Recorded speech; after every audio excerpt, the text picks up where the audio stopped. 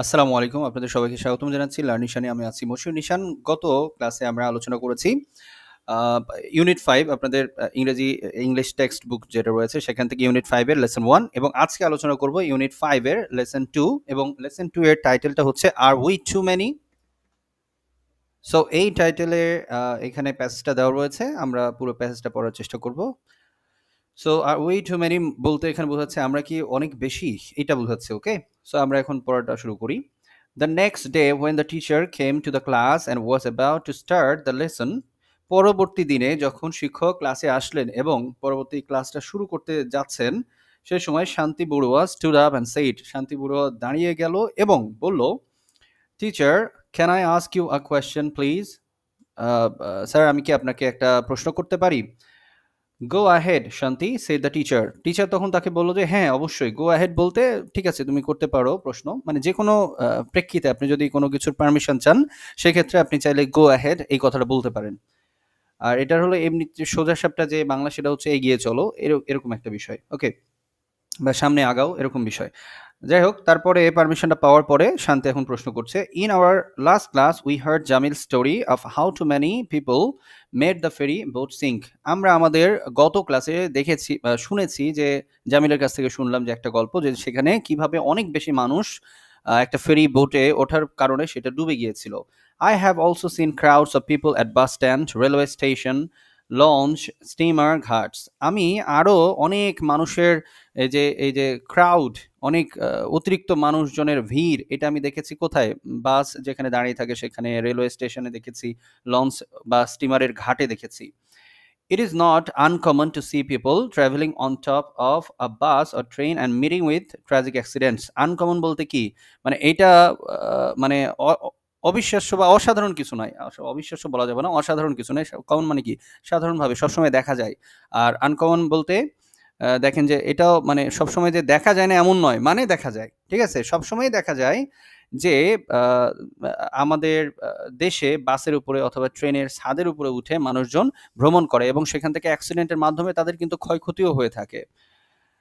My question is, are there really too many people in our country?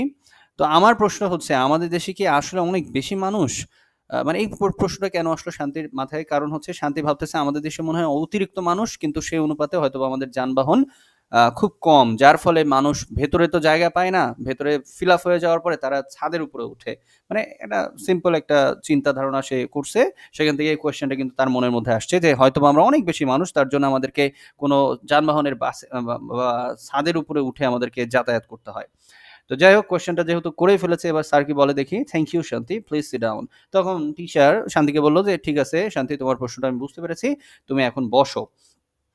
The teacher then looked around the class and asked, how many of you have the same question in mind? তখন শিক্ষক পুরো ক্লাসের দিকে তাকালেন, মানে সবার দিকে তাকালেন এবং তাদেরকে জিজ্ঞাসা করলেন, তোমাদের মধ্যে এরকম কতজন আছো যে তাদের প্রশ্নটা মানে একই প্রশ্ন যাদের মাথায় ঘুরতেছে বা একই ধরনের প্রশ্ন তোমাদের মধ্যেও আছে? Okay, so then almost all the hands went up. Almost all the hands went up বলতে বোঝাচ্ছে সমস্ত স্টুডেন্টই প্রায় তারা হাত উঁচু করে দেখালো যে আমাদের মনের মধ্যেও একই ধরনের কোয়েশ্চেনটা রয়েছে। তখন স্যার কি বললেন দেখেন, ওকে দ্য টিচার কন্টিনিউড। তখন শিক্ষক ঠিক আছে বলে আহ, সেটা বলতে থাকলেন, মানে এর পরবর্তী যে কথাবার্তা সেগুলো বলে বলে যেতে থাকলেন। তো এখানে আমরা দেখছি, finding the right answer to this question is very important for us, for our national development. তো তিনি এটা বললেন যে এই প্রশ্নের উত্তর খুঁজে বের করা আমাদের জন্য খুবই গুরুত্বপূর্ণ, আমাদের জাতীয় যে উন্নয়নের জন্য। ওকে, এরকম একটা কথা বললেন। So we will look at this issue with some facts so that we can find out if we are really too many or not. So আমরা এই প্রশ্নটা খুঁজে বের করার জন্য আমাদের একটা কোনো বিষয়ের উপরে দেখতে হবে এবং সেখান থেকে আমাদেরকে এর মানে মূল যেই এর ধারাটা অথবা মূল যেই জায়গা থেকে এটা উৎপন্ন হচ্ছে, তো বা গবেষণা যদি করতে হয় গবেষণা করে অথবা কোনো তথ্য সংগ্রহ করে উপাত্ত সংগ্রহ করে দেখতে হবে, এটাকে চেক করে দেখতে হবে যে আসলেই কি আমরা মানুষ অনেক বেশি হয়ে গিয়েছি নাকি অন্য কোনো সমস্যা রয়েছে। তো যাই হোক, এইভাবে স্যার তাদেরকে বুঝিয়ে বলল। দেন এখানে কি বলছে দেখেন, প্রজেক্ট ওয়ার্ক। সো আপনাকে এবার একটা প্রজেক্ট ওয়ার্ক দেওয়া হবে। এইটা যদি আপনার ক্লাস টিচার আপনাকে দেয় তাহলে তো হয়ে গেল। আর না হলে আপনারা জাস্ট এটা নিজেরা নিজের ইচ্ছা থেকে করতে পারেন। Discuss in groups and carry out survey on the topic too many people. You can do the following things. Select only one small area such as village or locality in the town or city where you live. Find out its area. You can do it by walking around it at normal speed. You can cover about 1 kilometer in 10 minutes. Find the number of people living it. Find out about people's occupation, unemployment and poverty. আচ্ছা, এখানে বলছে যে আপনাদের যে একটা project work বা একটা project দিবে সেটা আপনারা এরকম ভাবে করতে পারেন যে আপনার আশেপাশে কোনো একটা এলাকাকে টার্গেট করলেন, করার পরে সেখানে আপনারা হেঁটে হেঁটে সেখান থেকে বেশ কিছু তথ্য নিলেন, যেমন সেখানে কতজন মানুষ বসবাস করছেন, আর তাদের পেশা কি, তারা চাকরি পাচ্ছেন কিনা, কে কে দরিদ্র আছেন বা দরিদ্র সীমার নিচে আছেন, এই তথ্যাবলী আসলে বিভিন্ন তথ্য কালেকশন করার যে একটা প্রজেক্ট, আপনারা এটা নিজের ইচ্ছায় করতে পারেন অথবা টিচার যদি দেন তাহলে সেটা করতে পারেন। যাই হোক, এই যে বি নাম্বার অ্যাক্টিভিটিসটা এটা আমাদের প্রয়োজন নাই। আমরা চলে আসছি এখানে টিক মার্ক বা এমসিকিউ দেওয়া রয়েছে, এখান থেকে আমি উত্তরটা করে দিচ্ছি আপনাদের। আপনারা একটু মিলেই নেবেন, আপনারা হয়তো এটা নিজেরাই করে ফেলতে পারবেন। সো আমি এখানে বলে সময় নষ্ট করছি না।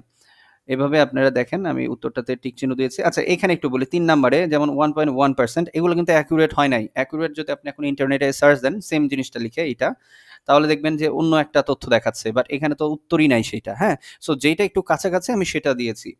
ঠিক এটাতেও ৪ নাম্বারটাতেও সেম এখন কিন্তু অন্য আরেকটা রেট দেখায়, বাট এখানে তো সেই উত্তরটাই নাই। তার জন্য আমার কাছে যেটা মনে হয়েছে যে কাছাকাছি সেটাতে আমি টিক চিহ্ন দিয়েছি। ৫ নাম্বারেও সেম, যেটা আমার কাছে মনে হয়েছে কাছাকাছি সেটাকে আমি টিক চিহ্ন দিয়েছি। সো আপনারা এটা ইন্টারনেটে সার্চ করে নিতে পারবেন, কোনো অসুবিধা হবে না। আর সি নাম্বারে এটা নিয়ে আমি আসলে কথা বলছি না। এটা আপনারা চাইলে নিজেরা করে ফেলতে পারবেন। তো আজকের মতো এতটুকুই। এখানে নো সরি, এদিকে আরেকটু আছে। ডি নাম্বার এক্টিভিটিস, এটা একটু দেখা যাইতে পারে। ডি নাম্বার এক্টিভিটিস এ কি বলছে?